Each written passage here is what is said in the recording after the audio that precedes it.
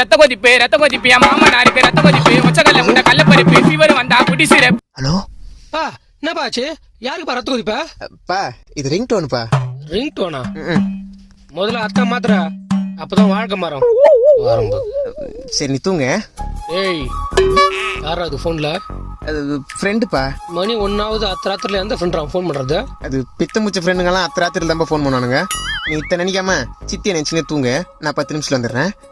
சித்தி நினைச்சுனேவா? அவளை நினைச்சு எனக்கு தூக்கமே வராது. ஹலோ சொல்றி.